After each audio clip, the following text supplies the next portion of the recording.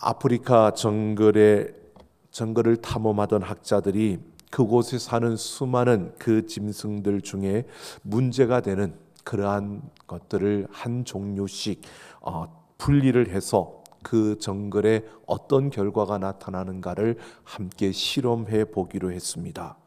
먼저 지저귀는 그 새들 소리가 너무 커서 정글이 너무 어수선하게 혼란스럽게 보인다라고 해서 새를 한번 분리를 해보았습니다. 새 소리가 없어지니까 정글이 조용해지긴 했는데 조금 지나니까 그냥 적막함이 너무 깊게 흘러서 숲이 마치 죽은 것처럼 그렇게 여겨지더랍니다. 그 다음은 원숭이들, 나뭇가지를 여기저기 옮겨 다니면서 꺾고 숲을 망가뜨리는 그러한 존재처럼 보여지는 원숭이들을 분리했더니요, 나무들이 꺾여지진 않는데, 그런데 나무들이 자라면서 서로 엉켜지게 되고 그러면서 썩어지게 되는 이러한 모습을 보게 되었습니다. 그리고 마지막으로 그 정글의 뱀들을 또한 분리해 보았답니다. 그랬더니 천적인 쥐들이 그 숲에서 판을 치게 되고요. 그러면서 그 쥐들로 인해서 해충을 잡아 먹던 그 벌레들이 모두 없어지는, 그래서 숲이 점점 병들어가는 그러한 결과가 주어졌답니다. 이 실험을 통해서 학자들은 이렇게 결론을 내렸습니다. 공존이 잘 사는 길이다라고 이렇게 결론을 내렸다고 합니다. 여러분, 하나님이 만드신 자연과 이 세상은 모든 것이 공존할 때 건강하고 또 질서가 잡히며 아름다워지는 것입니다. 이 사실을 모르지 않습니다. 누구나 이 사실을 알고 있습니다. 그런데 공존보다는 더 가지려는 욕심과 또 자신만을 생각하는 이기심으로 인해서 분쟁과 분열과 다툼이 끊이지 않는 것이 바로 이 세상의 모습이고 또 지나온 역사의 모습입니다. 이것은 한 나라의 역사뿐만 아니라 모든 나라에게서도 보여집니다. 우리나라만 하더라도요, 조선시대의 사색 당쟁이라는 바로 노론과 소론과 남인과 북인으로 나뉘어져서 그렇게 피 흘리며 싸웠던 그런 역사들이 있습니다. 크고 작은 그런 분열과 분쟁이 나라와 민족 간에 이어지고 있고요. 이러한 것들이 세상에서만이 아니라 교회의 역사를 보아도 있습니다. 초대교회였던 예루살렘 교회만 보아도요, 겉으로 보기에는 하나의 모습으로 보여지지만 실제로 그 안을 들여다보면 사도행전에서 보여지는 것처럼 바로 유대파와 헬라파가 나뉘어져 있는 바로 그러한 모습을 보여주고요. 오늘 우리가 함께 살펴볼 바로 고린도 교회, 별로 크지도 않은 교회인데 그 안에 4개의 파로 나뉘어져 있는 모습을 볼 수 있습니다. 오늘 바울이 고린도 교회 성도들의 믿음을 칭찬한 후에 바로 그들이 세상의 그 흐름, 세속성을 극복하지 못하고 당면에 있던 문제들 가운데서 분쟁과 분열에 대한 그 문제, 이 문제에 대해서 근본적인 해결책을 제시하며 권면을 하고 있습니다. 오늘 바울의 이 권면을 우리가 함께 살펴보면서 하나님이 주인이신 교회, 참으로 이 세상에 있지만 하나님이 주인이신 교회가 안고 있는, 또 하나님이 주인이신 교회로 세상에 있기 때문에 분열의 위험과 그 위험 가능성 가운데서 우리는 어떻게 살아가야 하고 어떤 모습이어야 하는가를 오늘 이 말씀을 통해서 함께 생각해 보려고 합니다. 오늘 10절을 보면 바울은 의도적으로 우리 주 예수 그리스도라고 이렇게 표현을 하고 있습니다. 예수님이 우리의 주인이시다. 그래서 예수 그리스도라고 안 하고 우리 주라고 밝히고 강조하고 있는 것입니다. 이것은 분열의 문제를 해결하려면 주인이신 예수님 안에서 같은 말을 하고 같은 마음을 품고 같은 뜻으로 온전히 합해야 한다라고 말하고 있는 것입니다. 그러면서 구체적으로 이제 이 분열의 문제를 다루고 있습니다. 11절 12절을 보면 고린도 교회 성도들이 네 개의 파로 나뉘어졌는데 바로 바울파, 아볼로파, 바로 게바파, 베드로죠. 베드로파, 그리고 심지어는 그리스도파로 분열되어 있다고 소개하고 있습니다. 여기에서 특이한 것은 자신들은 그리스도파라고 하는 이들이 있었다는 것입니다. 여러분, 이 나뉘어진 모습을 보십시오. 바울과 베드로, 그들이 지도자로서 고린도 교회에서 영향을 끼칠 때 그들이 강조하는 점은 분명히 조금씩 차이가 있었습니다. 율법을 강조하는 부분에 있어서 차이가 있었습니다. 하지만 바울과 베드로 모두 그들은 예수 그리스도를 가르쳤고 예수 그리스도를 전했습니다. 뿐만 아니라 아볼로도 분명히 뛰어난 언변을 가진 자였고, 뿐만 아니라 구약 성서에 근거한 변증을 굉장히 중요하게 강조하며 다루었던 이러한 부분에 있어서 바울과는 분명히 차이가 있습니다. 하지만 역시 그도 예수 그리스도를 가르쳤고 예수 그리스도를 전했던 지도자였습니다. 그러니까 바울과 베드로, 아볼로 이 세 사람 모두가 지도자로서 고린도 교회를 섬기면서 강조하는 것에는 조금 차이가 있었지만, 그리고 그들이 가지고 있는 그러한 성향과 그 능력에 있어서는 차이가 분명히 있었지만, 그들이 가르치고자 했던 핵심은 바로 예수 그리스도였다는 것입니다. 그런데 그 지도자들을 중심으로 이 교회가 나뉘어졌다는 것입니다. 또 성도들 중에 일부는 이런 지도자들의 권위를 모두 부정하고 신비주의적인 그런 신앙의 형식에 치우쳐서 우리는 그리스도파다라고 이렇게 그리스도파를 하나의 또 다른 파를 형성했던 이러한 모습이 고린도 교회 안에 있었다는 것입니다. 이렇게 분파의 수렁에 빠져 있는 고린도 교회 소식을 전해 들은 바울은 문제의 핵심을 파악했습니다. 바로 지도자들의 가르침에 약간씩 다른 강조점과 지도자들의 모습의 차이가 있었을 뿐인데, 그리고 그들은 똑같이 예수 그리스도를 전하고 가르쳤는데, 고린도 교회 성도들은 그들이 똑같이 핵심적으로 강조했던 예수 그리스도를 붙드는 것이 아니라 그들은 바로 그 그리스도를 가르치고 전하는 지도자에게 그들의 마음을 두었다는 것입니다. 바로 문제는 예수 그리스도에게 그들의 마음을 쏟아야 하는데, 그들은 예수 그리스도가 아니라 그 예수 그리스도를 전하는 지도자에게 그들의 마음을 쏟았다는 것입니다.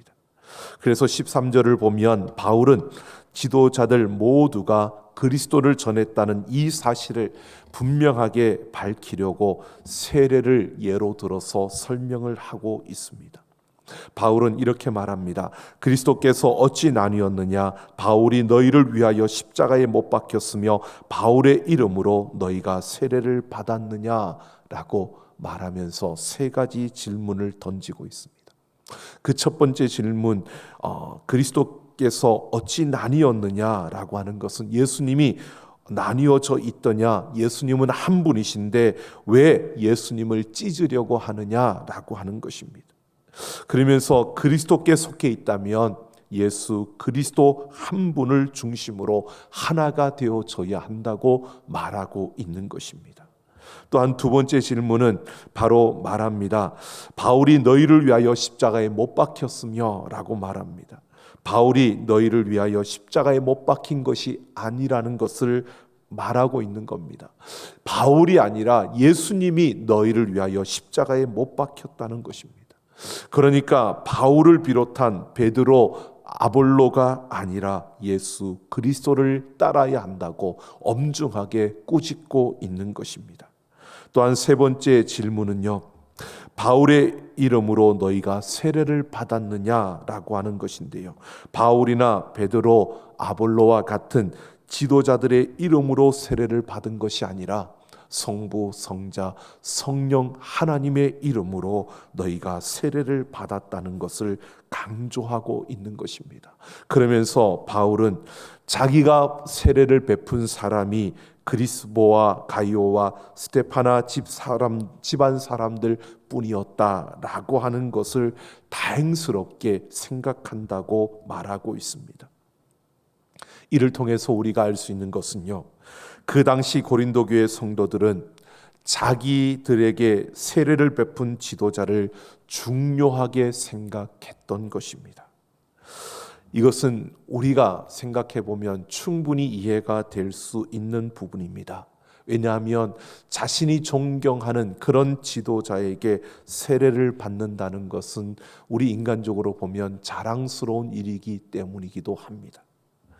여러분, 예를 들면 이렇게 한번 생각해 보십시오. 유명한 주기철 목사님이나 또는 한경직 목사님과 같은 이런 유명한 또 그러한 훌륭하신 분들에게 내가 직접 세례를 받았다라고 한다면 그 사람은요, 어디서 무엇을 이야기하더라도 그것을 자랑스럽게 이야기할 것입니다. 신앙에 대해서 이야기할 때도 내가 그 목사님에게서 세례를 받았다고 그렇게 큰 자랑으로 생각할 수 있습니다. 그게 잘못된 것은 아닙니다.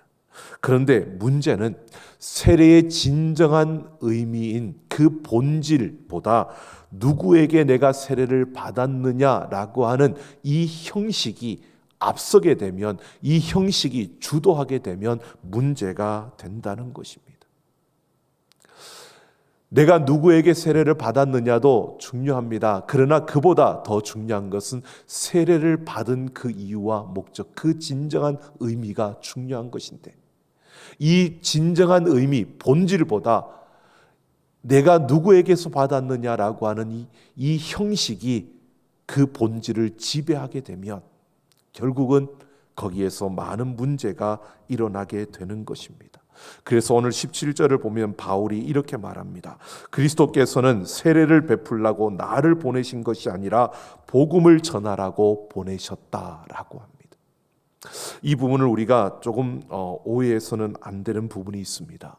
분명히 바울이 기독교 신앙에서 중요하게 여기는 세례를 복음을 전하는 일과 비교하고 있는 것처럼 보여집니다. 그래서 복음을 전하는 것이 중요하고 세례를 베푸는 것은 중요하지 않다라고 이렇게 말하는 것처럼 보여집니다. 하지만 그것은 오해입니다. 바울이 지금 세례를 부정하거나 세례가 중요하지 않다, 이것을 말하려고 이렇게 말하고 있는 것이 아니라는 겁니다. 이 문맥상으로 볼 때 바울은 이렇게 말하고 있는 겁니다. 세례를 형식적으로 받을 수도 있다는 것을 말하고 있는 겁니다. 이것을 꼬집고 있는 겁니다. 복음을 제대로 알지도 못하면서 복음이 무엇인지 우리가 생각지 못하고 세례를 받을 수 있다는 겁니다. 더 나아가서 세례를 준 사람에게 마음을 쏟느라고 세례의 진정한 의미, 그 의미를 잃어버리는 신앙의 본질인 복음을 등한히 하는 것, 이것이 문제라는 것을 꼬집고 있는 것입니다. 바울은 세례가 중요하지 않다 이렇게 말하는 것이 아닙니다.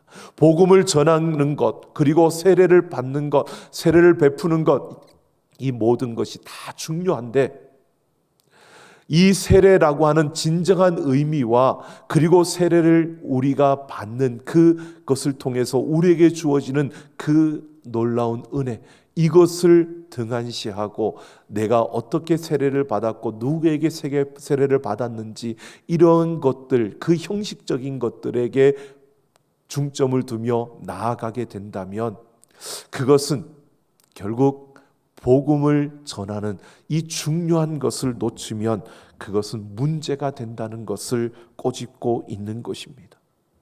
고린도 교회가 복음의 본질로부터 멀어지고 오히려 형식의 논리에 빠져들어서 그들이 분쟁하고 분열했다고 바울이 이야기하고 있는 것입니다. 그들이 이렇게 나뉘어질 수밖에 없었던 것은 그들이 중요하게 여겼던 복음의 본질, 신앙의 그 본질을 그들은 시간이 지나면서 놓쳐버리고 형식이 본질을 지배하는 바로 그러한 오류가 그들에게 일어났다는 것을 말하고 있는 것입니다. 그래서 17절 마지막 부분에서 바울은 이렇게 말합니다. 말의 지혜로 하지 아니함은 그리스도의 십자가가 헛되지 않게 하려 함이라 라고 말하고 있습니다. 바울은 형식에 붙잡히게 되면 복음이 단지 말체주로 전락하게 될 수 있다는 것을 경고합니다. 그래서 말의 지혜로 하지 아니한다라고 말하고 있는 겁니다. 여러분, 우리가 무언가를 설명하기 위해서는 말이 필요합니다. 말이 중요합니다. 그러나 아무리 말을 잘한다고 하더라도 말에 한계가 있다는 것을 우리에게 분명히 보여줍니다. 그래서 예수님의 십자가의 진정한 의미를 드러내지 못하는 말은 청중들의 귀와 마음에는 감동을 줄 수 있지만 그 십자가와의 관계를 깊어지게 할 수 없다는 것입니다. 바울이 이것을 말합니다. 형식이 우리에게 필요하다는 겁니다. 복음의 그 본질을 우리에게 전하고 그 복음의 본질을 따르기 위해서 우리에게 형식이 필요한데 이 형식이 앞서면 그 복음의 본질을 훼손하게 되면 결국 그것은 우리에게 문제가 된다는 것입니다. 오늘 우리의 말을 통해서 복음이 전하여지고 말을 통해서 예수님의 십자가가 전하여지지만 중요한 것은 십자가의 그 본질을 해할 수 있는 말이라면 그 말은 그저 말체주에 불과하다는 것을 말해주고 있는 것입니다. 그래서 바울은 형식과 말의 한계를 넘어서 예수님의 십자가의 사랑으로 우리가 서로 사랑해야 한다는 것을 말하고 있는 것입니다. 우리가 예수님의 십자가의 그 사랑, 복음의 그 본질을 잃어버리면 우리 안에는 다툼이 일어날 수밖에 없고 우리 안에는 분열이 생겨날 수밖에 없다는 것입니다. 그래서 우리가 파벌을 만들 수밖에 없는 파벌의 생길 수밖에 없는 유연성이 높은 이 세상에서 우리가 온전한 연합을 이루기를 원한다면 결국 우리는 예수 그리스도의 십자가의 그 사랑을 알고 그 사랑에 더 깊이 들어가 그 사랑으로 우리가 온전한 연합을 이룰 수 있다는 것을 말하고 있는 것입니다. 여러분, 세상은 분열의 위험이 높은 그러한 가능성이 짙은 그러한 곳입니다. 우리가 하나님이 함께하는 교회니까 괜찮아라고 하지만 여러분, 조금만 하나님이 중심에서 벗어나면요, 교회 안에도 분쟁과 분열이 일어나게 되는 것이 역사에서 또 세상에서 보여주는 모습입니다. 여러분, 우리는 죄악된 우리의 그 죄성으로 인하여서 자기 중심일 수밖에 없고 내가 이해하는 것이 전부라고 생각하는 그러한 오류에 빠질 수밖에 없는 우리의 모습들입니다.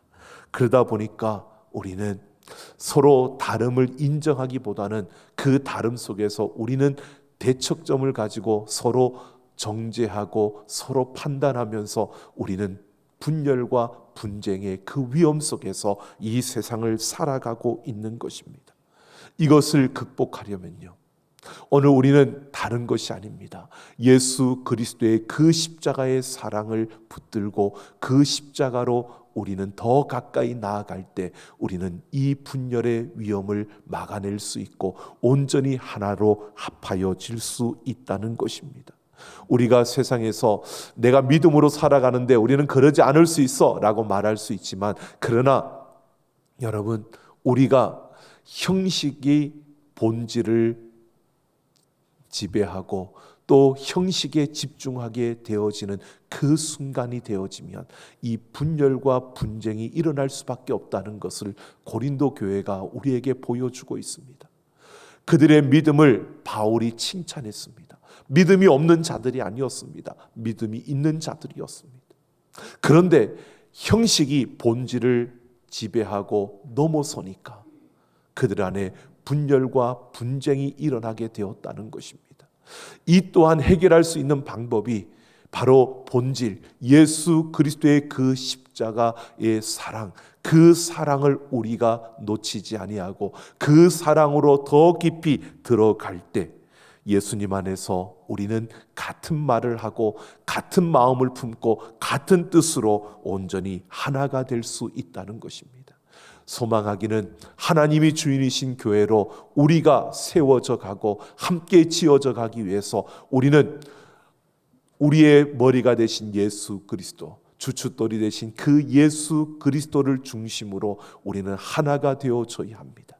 아무리 우리에게 복잡하고 분주하고 많은 일들이 일어나고 시간이 지나가더라도 우리는 예수 그리스도의 그 십자가를 바라보며 그 십자가의 사랑으로 하나 되어지는, 그래서 온전한 연합을 이루어가는 우리 삼락 가족들, 하나님이 주인이신 우리 삼락 모든 성도들이 되기를 예수님의 이름으로 축원합니다. 창세기 11장을 보면 신할 평지의 바벨탑 이야기가 나옵니다. 노아 홍수 이후에 더 이상 홍수로 멸망을 당하지 않겠다는 그 생각으로 사람들이 신할 평지에다가 바벨탑을 쌓습니다. 하지만 하나님께서 그것을 좋게 보지 않으셨습니다. 하나님은 사람들이 이런 일을 작당할 수 있는 그 힘이 바로 같은 말을 쓴다는 데 있다고 보시며 사람들의 언어 관계를 허물어 버리셨습니다. 그 후로 사람들은 더 이상 이를 도모할 수 없고 각지로 흩어지게 되었다라고 합니다. 여러분, 이 신할 평지에 세워 바벨탑을 쌓던 그 사람들, 같은 말을 하면서 결국 같이 소통했다는 것입니다. 언어가 하나이었다라고 하는 것이 우리에게 말하는 것보다도 거기에서 말하는 중요한 것은 소통할 수 있었다는 겁니다. 그런데 하나님께서 그 소통함을 통해서 바로 하나님을 대적하는 그 모습을 보고 그 소통함을 막으셨다는 것입니다. 바로 타락한 인간의 모습으로는 같은 말을, 같은 마음을, 같은 뜻을 가지고 하나가 될 수 없게 하셨다는 것입니다. 이것은 세상의 모든 관계가 분쟁의 가능성을 항상 안고 있다는 것을 말하고 있는 것입니다. 그런데 그런 우리를 위해서 예수님께서 십자가에서 그 피를 흘려 주셨습니다. 바로 우리가 하나 될 수 있는 길을 열어주신 것입니다. 그 십자가에서 우리의 모든 죄의 값을 치러주시고 예수님께서 하나가 될 수 있는 길을 열어주신 것입니다. 그래서 하나님이 주인이신 교회는 사람이나 또는 교회나 건물의 그 모습 또는 모이는 사람의 수나 또는 교회가 가지고 있는 프로그램의 어떤 체제와 같은 이런 형식이 아니라 본질인 예수 그리스도의 십자가의 그 사랑으로 우리는 하나가 될 수 있다는 것입니다. 오늘 우리가 이러한 형식들이 필요 없는 게 아니라 이 본질을 우리가 가지고 이 본질을 더 견고하게 세워가기 위해서 우리에게는 형식이 필요합니다. 그러나 이 형식이 본질을 앞서지 않아야 하고 형식이 본질을 지배하지 않아야 우리는 온전한 하나를 이루어갈 수 있습니다. 그것은요, 우리가 함께 모이고 또 함께 하는 그 모든 걸음 속에서 가장 중요한 것은 예수 그리스도 안에서 예수 그리스도의 그 십자가의 사랑으로 우리가 하나 되어지는 것입니다. 그래서 우리의 모습 속에서 예수님이 보여지고 우리의 관계 속에서 예수님이 보여지는, 그래서 우리 삼락 가족들이 모여지는 곳에서 예수 그리스도의 모습이 보여지는, 예수님의 십자가의 사랑이 드러나는 이런 아름다운 모습이 이루어질 때 우리는 온전한 하나를 이루는, 온전히 연합할 수 있는 그 자리에 서게 되는 것입니다. 영국의 한 교회에 있었던 이야기라고 합니다. 교회 뒤쪽 강단에 예수님의 모습이 있는 그런 스테인드 글라스가 있었답니다. 그러니까 스테인드 글라스로 이렇게 짜여진 뒷광단의 모습이 있었고요. 청중석에서 바라보면 예수님의 모습이 보이는 것입니다. 그런데 목사님이 설교를 하려고 강대상에 딱 서시면 청중석에서 보는 그 각도에 따라서 어떤 좌석에서는 예수님의 그 얼굴 모습이 목사님의 그 모습에 가려져서 보이지 않는 그러한 자리도 있었답니다. 근데 어느 주일에 목사님이 설교를 하시다가 옆으로 자리를 이렇게 옮기는 그런 일이 있었답니다. 그랬더니 한 아이가 목사님을 보고 있다가 그 설교를 듣고 있다가 목사님이 비키는 그 순간에 스테인드 글라스에 그 예수님의 모습이 딱 보이니까 한 아이가 자신도 모르게 소리를 치면서 목사님이 비키니까 예수님이 보이네 라고 크게 이야기를 했답니다. 그 이야기를 듣고요, 성도들이 크게 한바탕 웃었다고 합니다. 그런데 그날 밤 목사님은 그 아이가 외쳤던 그 말이 지워지지 않는 겁니다. 목사님이 없어지니까, 목사님이 비키니까 예수님이 보이네. 그 말이 계속 떠올라서 하나님 앞에 기도하는 기도의 자리에서 그렇게 고백했답니다. 내가 낮추면 주님이 높아지고, 내가 죽으면 주님이 살고, 내가 없어지면 주님이 보입니다. 여러분, 우리가 시간이 지나가고 또 무언가를 성취해가는 그 과정을 지나다 보면 우리는 중요한 것을 놓치고 중요치 않은 것을 붙들고 갈 때가 종종 있는 것을 보게 됩니다. 여러분, 우리가 믿음으로 달려가고 믿음으로 살아간다고 하지만 때로는 그 믿음으로 달려가는 걸음 속에서 예수님이 보이는 것이 아니라 내가 보일 때가 더 많지 않을까요? 또 우리가 믿음으로 달려간다고 하면서도 예수님이 드러나기보다는 내가 드러나려고 했던 그러한 모습들은 없을까요? 오늘 우리는 예수 그리스도의 그 십자가 앞에서 우리의 모습을 돌아보기를 원합니다. 우리는 이렇게 내가 낮아지면 예수님이 높아지고, 내가 사라지면 예수님이 드러나고, 내가 없어지면 예수님이 보이는데 우리는 내가 드러나야만 뭔가가 이루어진 것 같고, 내가 새겨져야만 뭔가가 일을 성취한 것 같은 바로 그런 우리가 모습에 휩싸여 있지는 않은지 우리의 모습을 보면서요, 하나님이 주인이신 교회 우리 삼락가족 모두가 2021년 이 한 해 동안 예수 그리스도의 그 십자가의 사랑으로 우리가 예수님만을 새기며 예수님만을 보여주며 예수님만을 높이며 살아가는 우리 삼락가족 모두가 되어지기를 예수님의 이름으로 축원합니다. 우리 함께 찬양하겠습니다.